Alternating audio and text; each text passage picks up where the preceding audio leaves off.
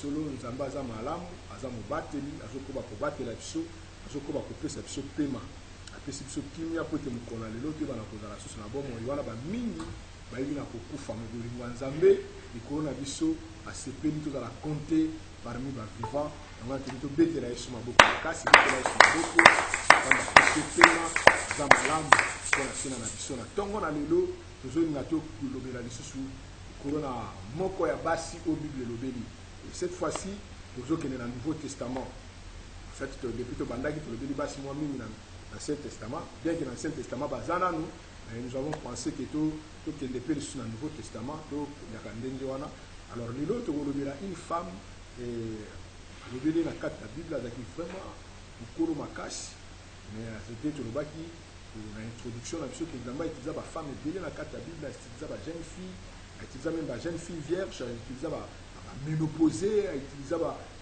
Yamaïle, Kozanga Maïle, tout ça. Et l'autre, on a une femme.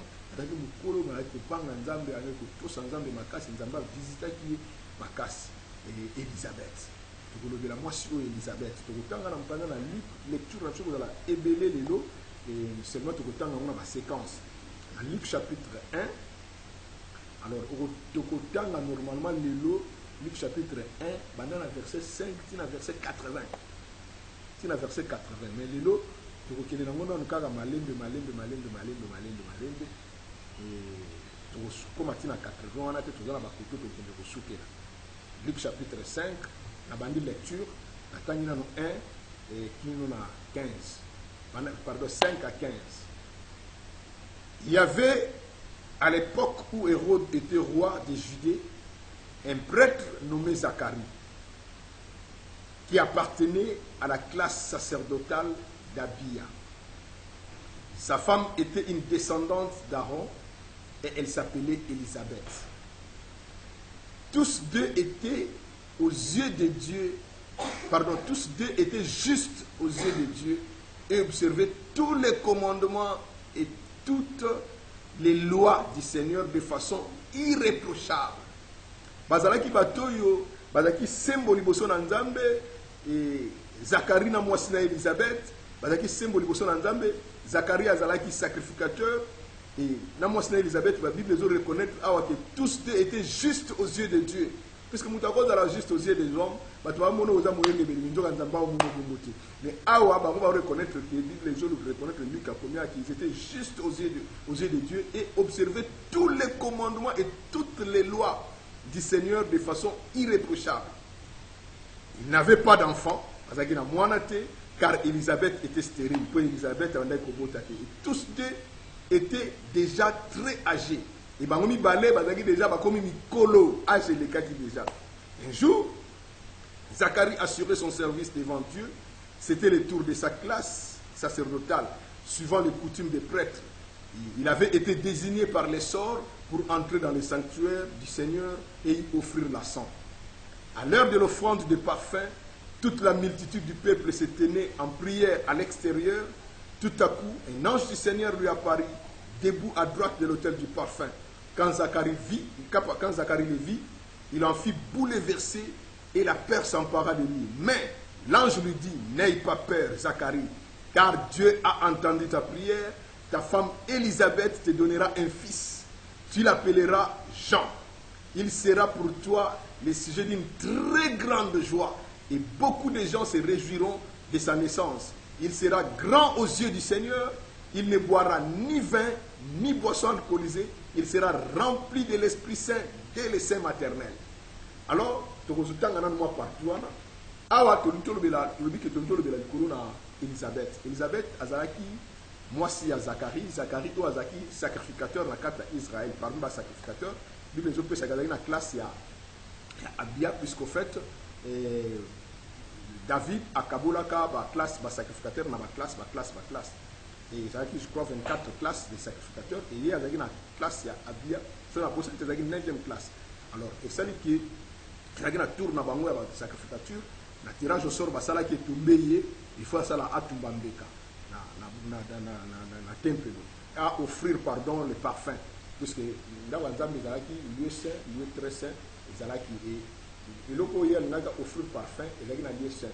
Dans le lieu saint, bureau de la ministre, les hôtel du parfum, on a table de pain de proposition, à chandelier. Et puis, dans le lieu très saint, pour un des souverains sacrificateurs, on a une fois là, pour les arches de l'Alliance. Alors, il faut, sacrificateur, on a dans le lieu saint, pour assurer pour assurer pour la lampe chandelier pour que la lampe s'éteindre et puis pour que le à 100 dans un hôtel du parfum. Ils ont tourné à côté de la carte. Alors pendant qu'il y a côté de la carte, il y a un musala, ange abimeli pour l'hôtel, ça y est nous avons eu le sang, nous avons eu un sacrifice dans le mois dans un musala nzambe. Moi si na Elisabeth à voisine pour goûter moi on peut se comme gens. Moi si na Elisabeth il y a que jusqu'au moi si na âge déjà moi si na pour moi dinamo amunya ngombe droit la Bible. Et vous savez mandé ni makamwa. Moi si na déjà za mukulu makasi tout ça. Gabriel, ange Gabriel a donné là qui a ici le kola limité makambo et nazolo banayo banda sikoyo olo basusti. Gomi baba timu ko mwana wana obota. Siko batu na libanda ba yiki kokota ko sala service wana ezaka pina tambili. Alors ba comprendre que sacrificateur des fois kota kia umi. Batu bandi ko s'inquiéter libanda croyant que peut-être soit le kama mo ko melia akufu quoi. Bazo zela libanda bazo s'inquiéter. Curieusement batala ba bimi ako kasuko lo bati. Kumika. C'est pas peut-être que nous va interpréter, peut-être que nous va frapper ou quoi, on ne sait pas l'interprétation, il va faire ça, mais seulement Abimi, Azolo va les susciter, vraiment bouleversé, et tout ça, il va tout mis. Il y a Bimaki, Zamba et Bissaki au Bobota, moi, si on Bobota, moi, on peut se combo Jean, à vous avoir sujet, il y a une très grande joie pour nous, et va te belé ma cosepe là, dans Botama et moi, et il y a solo, Zacharie, atunaki me tokoye bandenge nini nde tocoloba awa bayebise ke non kokoloba lisusu te ti mokolo oyo mwana wana akoyeba na kobota. Zacharie abimaki ntango abimi tocontinue lecture à partir de 18 Zacharie demanda à l'ange à quoi les reconnaîtrais-je car je suis moi-même déjà vieux et ma femme est très âgée. Donc c'est-à-dire qu'il y a déjà mokolo moi c'était peu mokolo donc pour naye moi c'est déjà ménopausé azomona mambo bota wana tusu netika ga donc commission du mamuni. L'ange lui répondit, je suis Gabriel, je me tiens devant Dieu. Tu m'as envoyé, Dieu qui m'a envoyé pour te parler et t'annoncer cette nouvelle. Alors voici, tu vas devenir muet et tu resteras incapable de parler jusqu'au jour où ce que je viens de t'annoncer se réalisera. Il en sera ainsi parce que tu n'as pas cru à mes paroles qui s'accompliront au temps prévu. Pendant ce temps, la foule attendait Zacharie. Elle s'étonnait de les voir s'attarder dans le sanctuaire. Avant de continuer à le vélo comme Moko, on dit Nzambe, solo. Si tu marches dans l'intégrité, Nzambe a déterminé au camp pour même sur l'obité. Tu l'as dit, madame, Balamine va te donner la Bible, Nzambe va sur le Balabango, va qu'il te soit fait selon ta foi. On dit Manuel Bikisio. Mais Awa, Zacharie a douté. Mais comme déjà Nzambe a déterminé au camp par rapport à la piété, par rapport à la façon dont on a Nzambe. Malgré doute, ange kuta ebisier le douter le croire au comme muet mais le carbone est usali makam. C'est comme Lazare était décédé bande koné kuti balengina kondima lisusu mais Jésus était déterminé ya osekusa Lazare nzamba sali le de mwana na kombo na Yesu et là on est salemi à continuité ba le mini. Pendant ce temps la foule bandait ko s'inquiéter. Lorsqu'il sortit enfin il était incapable de parler aux personnes rassemblées. Elles comprirent alors qu'il avait une vision dans le sanctuaire. Quand à lui, il leur faisait des signes et restait muet. Lorsqu'il eut terminé son temps de service, il retourna chez lui. Quelque temps après, sa femme Élisabeth devint enceinte. Quelque temps après, sa femme Élisabeth devint enceinte. Pendant 5 mois, elle s'était cachée. Bandeko, moi signonso, alingaka, surtout nous sommes africains. Quand on parle de la bataille, on a dit tout ça. Oh, bazela babaya ozela mutu akoli ti akomi mubange batu babaya bakabozela ye bakabobota ba akomi na zemi na temps oyo baninga na ye ya âge moko baza déjà bakoko c'est-à-dire que bamona déjà bana ya bana yende na tango wana komi na zemi c'était pour na ye komi soni Et là, quoi, Lukaka, ils avaient obligé fierté comme la zème, parce que tiango là, on va tout monde appeler que yanzu zème. Azela la bakero ya ne simbate, zème ego yela na tiango yo. Baninga na eba bakomi déjà mukolo bakasi. Mbala moko babi que pendant 5 mois, abandi ko bomba maoli ka ko bimate. Soni ya zème wana akomi na yango. Elle disait, c'est l'œuvre du Seigneur en ma faveur. Il a décidé d'effacer ce qui faisait objet de ma honte aux yeux de tous. Il faut reconnaître que Nzamba a décidé d'effacer où Sony naïe, mais Azoyo qui l'a reçu Sony. Et nous voyons pas le volet Sony, mais il y a le Ayo qui l'a reçu Sony. Alors, 6 mois plus tard, c'est-à-dire que après avoir Nzamba visité Gabriel Kosolonae, après 6 mois, Dieu envoya l'ange Gabriel. Ange Gabriel accueilli dans la ville Moussoussou appelée Nazareth, chez une jeune fille liée par fiançailles à un homme nommé Joseph, un descendant de David. Cette jeune fille s'appelait Marie. Donc 6 mois après, Kosololana et Elisabeth, ange qui a été Marie, pour Kosololana Marie, pour que Marie peut aller dans le Marie, pour étape na verset 39 à 45, peu après, Marie partit pour se rendre en hâte dans la ville des montagnes du territoire de Judée. Marie peut visiter Simon Mikolo, accueilli pour visiter la ville à Judée, accueilli la Ndebonaye Elisabeth. Elle entra chez Zacharie et salua Elisabeth. À côté pas Zacharie, pas Elisabeth. Au moment où celle-ci entendit la salutation de Marie, elle sentit son enfant remuer en elle. En fait, Marie, Elisabeth, elle a déjà la zème, il y a comme 6 mois, mais à Tikala Koyoka mouvement mon côté, na kata libumuna, il y a yoke le côté. À mon azemi, je pousse à Santa Gapte, c'est-à-dire que moi, je suis vivant en unité. Mais jour quand Marie est pour visiter, quand on a PC quand mbote, les gars PC mbote quand on a dit moi na bala moko na kati na ye aningani. Ça c'est déjà une preuve pour attester que Jésus avec na kati ya Marie avec la vie. Lui dit que Jésus est le chemin, la vérité et la vie. Il a commencé déjà à donner la vie à Zana na kati ya libumu. Et puis Elisabeth est la première personne à bénir Jésus Seigneur, Jésus dans la boutamiti. Il y a Marie, mais Elisabeth, elle fut remplie du Saint-Esprit et s'écria. Donc, Elisabeth a été remplie du Saint-Esprit. Déjà, Yesu a rempli du Saint-Esprit, s'écria d'une voix forte: tu es bénie plus que toutes les femmes, et l'enfant que tu portes est béni. Comment ai-je mérité l'honneur que la mère de mon Seigneur vienne me voir? À reconnaître déjà que Jésus a sa Seigneur. Jésus c'était la première personne à reconnaître Jésus comme Seigneur, Elisabeth. Car vois-tu, au moment même où j'ai entendu ta salutation, mon enfant a bondi de joie au-dedans de moi. Tu es heureuse, toi qui as crié à l'accomplissement de ce que le Seigneur t'a annoncé. Nous avons tourné Sengo, on limite l'accomplissement, il y a Oyo, Nzambe annoncé qui. Sauter au verset 56 à 64. Marie resta environ 3 mois avec Elisabeth. Marie a tigani avec Elisabeth pendant 3 mois. Donc pratiquement, Elisabeth a 6 mois. Elle 9 mois. À coup sûr, peut-être petit temps. Elle resta là-bas pendant 3 mois, puis elle retourna chez elle. Le moment arriva où Elisabeth devait accoucher. Elle donna naissance à un fils.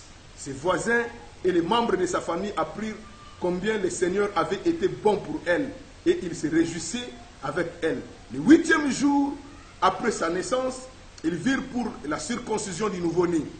Tout le monde voulait l'appeler Zacharie comme son père, mais sa mère intervint et dit: non, il s'appellera Jean.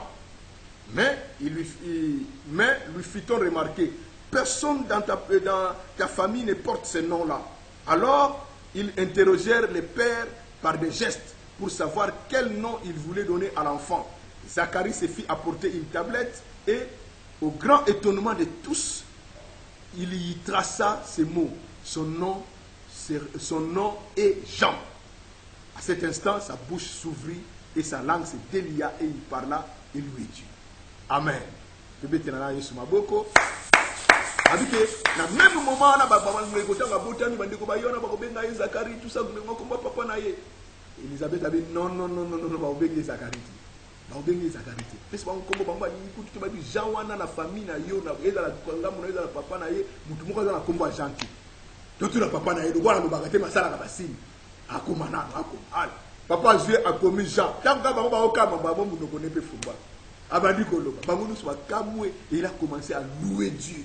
Abandi ko kumisa nzambe place wana. Bien aimé, awa na histoire oyo, eza na mo ba leçon to ko tirer par rapport à Élisabeth na kata famille oyo. D'abord, tu dis que Élisabeth azaki mariée et na kata kozala ne mariée, c'était un couple au Bible que tous étaient justes devant Dieu et observaient d'une manière irréprochable les commandements du Seigneur. Mais malgré Kobanga Nzambe na bango, malgré sainteté au bazalaki nango bien aimé, ce couple était stérile. Donc là, nous comprenons que parfois ba couple belé au bazar pour traverser moment ya kozanga kobota, ils ont ngota msu mamba masumuté, ils ont ngota msu likambuté ko ce qui est incompatibilité mais Dieu yemo ba dit pourquoi se permettre. Zacharie c'était na mo c'est bazaki un couple vraiment craignant Dieu. Irréprochable batu nyonso ba témoignaka pona bango bazaki ko banga nzambe osala nzambe na solo mais batikala kozwa mwana te jusqu'à ce que Bible dit que âge comment qui même avancé na yemo Zacharie tant ange ko lobela il n'en croyait pas parce que azotala moi si na déjà comment qui ménopausé tout ça mais nzambe a confisqué donc malgré leur sainteté et intégrité ils n'ont pas eu d'enfant et ne pouvaient pas espérer ya kozwa susu mwana parce que âge le kaki mais nzambe azanzambe bikamwa aiko visiter bango pas pesa ki bango mwana. Alors Zacharie victime à doute na ye le quoi doutaki nzambe bi bon roloba le suscité ya fandi ndonga bien mais nzambe lo bino likambo rien n'est impossible à Dieu makambo nzambe za makambo a vite okotala boye tout ça nzambe sala makambo au-delà obiso to monaka nzambe sala makambo au-delà obiso to kanisaka quelle que soit science, quelle que soit médecine, awa est impossible. Dans le dictionnaire, mot impossible est raté. Nzambe est capable de faire makambu oyo biso to kokokate. Et puis dernièrement, na bisaki bino nzambe sala makambu to biso ko mtu osala. Nzambe sala makambu oyo mtu okokosala ti. O mtu osala ti que yo sala, apesa déjà ma capacité, apesa au cerveau sala yango. Les places mtu asukaka, les places nzamba yaka. Il y a solo Elisabeth a eu visite à Marie, Marie a eu visité et sali que moi ningani na kati na ye Elisabeth a comprendre que oui réellement moi de konanga oyo yepe so azaki visiter nzambe azanzambe a visité Elisabeth une ménopausée a visité Marie une vierge a visité vierge, a visité peu ménopausée. Ce que le problème c'est que Elisabeth a dit vraiment, imaginez Elisabeth a bala, lukamana, bukabana, bondela, a zoate. Mais avec aux zemi, il y a nani. Zemi, il y a muto azaka précurseur, il y a muto maria robota. Moi j'ai une fille boye, moi j'ai une vierge boko, ayozwa zemi, il y a robota nkolo.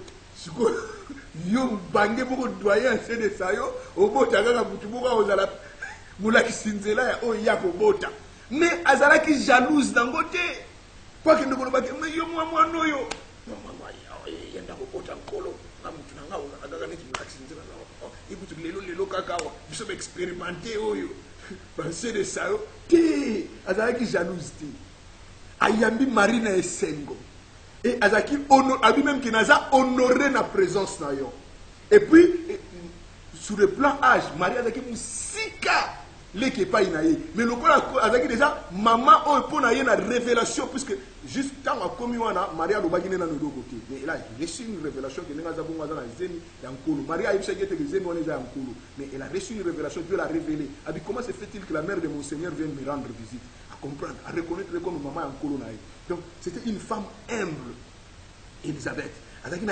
humilité makasi quel que soit son âge, ma reconnaître mutu aza na grâce à Nzambe. Bien aimé na musala makambo Nzambe, Nzambe asala la grâce na oya lingi. Na kati l'église, prendre que nous sommes Dieu peut faire grâce que mutu azo kamba bino na chorale, mutu azo kamba bino na jeunesse, mutu aza pasteur na bino, yo za la plus âgé que yi. Mais ça c'est la grâce de Dieu. Tout le monde soko moni yango kaka non, ngala la mukolo na ye, ngola kisanga tanga mingi koleka ye, ngabo. Nzambe o frapper yo. Et puis moi au bénéficier de la grâce à Nzambe na pas mutu wana ezate. Donc moni Elisabeth azaki humble à reconnaître que Marie azaki maman ya nkolo na ye, il a reconnaître yango azaki humble, azaki na borgaité pour na kolakisa ke ngana za doyen, ngana za mukolo ngabo na boy. Non que biso na biso pe la peine Nzamba visiter nga yo pe na ba visiter. Azaki vraiment na komi kifisa. Donc mutu azana eloko Nzambe, aza quelque soit âge il va même y par rapport à il y a ça lipe on zamba cheka tabo monaye et ko la ki awa mambo Jochebed tout le monde qui un jour tout le grave mambo Marie to Myriam yaya ya Moïse oyo akinga ko kukuta na aburdaka la fille à Pharaon po azonga ke kobenga mama aye et comme dit na moment moko pendant que bazaki na désert on a babimi déjà bazozonga et Marie na Aaron bake tonga Moïse au sujet à moi c'est Moïse et tant que nous tonga ye nzamba ya frappé ba a frappé bazala ba ya na Aaron za mukolo Moïse Marie azala mukolo na et puis na quelques côté ça bino jour na ki car prendre zala ki puisque muto azaki maman na etikali kotika ya otala nini ko koma tout ça azongi mbangu donc car ezaki entre Moïse na Marie mais Marie abandi ko tonga Moïse mais loko atonga ki nzamba lobi wana bozo tonga za mosali na ngai nzamba amona teke ba otonga petit na bango ba otonga leki na bango te nzamba amoni ki bo otonga mosali na ngai nzamba frappé bango na lèpre a frappé na Marie na Aaron na lèpre et tant Moïse a sengeli bango bolimbisi d'abord bon il faut pas tigala na bongo 7 jours comme ça va comprendre que yo za mosali na ngai malgré za leki na bango za mosali na ngai yamana faut bien il faut la aime il faut pas respecter basali ya nzambe c'est très important atala semegi na yo atala papa na yo atala leki na yo atala mwankasi na yo atala ntekolo na yo il faut ba limite ya kileki na ke mosali na nzambe omoni awa Elisabeth na Marie Elisabeth na âge aki mukolo mais bazaki pe ba cousine donc c'est ba lien familial ezalaki na kati mais amuni ngote au moins petite yo mwana soki nini te elle voit en elle la mère de son Seigneur faut reconnaître yango donc c'est très important na kati na biso humilité wana il faut ezalaka ya ko reconnaître muto yo azui grâce ko utameli pa ina nzambe Dieu fait grâce à qui il fait et il y a solo et tout le monde que maman oyo Elisabeth tout le monde sous aspect moko nzamba visiter makobi ko pomba 5 mois et l'homme qui objet honte na ye pas bi même wa na mona ba so ba mona tout ça akobi ko pomba o biso ke za ki na Congo awo ba so ba oyo kindoki ba couple ba balia yo wana zemi wana zemi kinchor ba lia ba tu avec zemi a joyo mubanke bo zemi et ça qui est le soni mais suka abomba mi 5 mois batu ba mona te batu ba yebati mais suka bimaki kaka batu ba yebaki kaka ke ba mona ki oyo la ki kat na yeto abotaki batu ba sepelaki amen est-ce que tu vois ba amen a bien nani mokonzi nani mobikisi Marie afandaka pa na ye pendant 3 mois nana imaginaka bajana ba masoloni ba beta na 3 mois wana ensemble bajara masoloni ba beta ba partage d'expérience peut-être Marie a une idée que Elisabeth a coaché mais coach ngo paye pe mbala liboso robota donc malgré que mukolo na ida âge na wana yebe mbala liboso za expérience wana te donc bango mi balé ceux qui ba gouverneur ni na médication ba premier part ceux qui ba mbala liboso ba robota na muta bubange ménopause na vierge bango mi balé mbala liboso za na bazemi bazala ki wana bazo s'encourager mutuellement bazo partager d'expérience ensemble bazo solo là et elles ont passé 3 mois ensemble et puis dans le moment opportun nzambe ayeko sala ki Maria zonga na ye là nous voulons dire seulement que nzambe azanzambe oyo rien n'est impossible pas na ye abotsa ba ménopause ko ba Sarah to yebi ko la ba Elisabeth oyo abotsa pe ba sur ko la Marie la vierge Marie tu connais système ni depuis dans la jour mo batongolo bela kaka sur Marie tokolobe la sur mais seulement il faut aimer logo beaucoup ceux qui yo posa la ko ndime pa ya nzambe ceux qui ont dévoué na musana nzambe nzamba o visiter yo quel que soit problème na to monique kamumezo umela komi tungisa te yikampiko Elisabeth azala objet à honte objet à mépris na mboka batu ba seka batu ba loba age même temps même ya koluka mwana ba bosana makamona ba sambela ka supo na ngote ba bondela ka supo na ngote ba sala ka so fort moko te pona mamba kobota wana parce que age déjà c'est le kaka baninga ba koma déjà ba tekolo ye lo côté mais nzambe ayi ko visiter ba ona moment oyo bango bazo s'attendre na ngote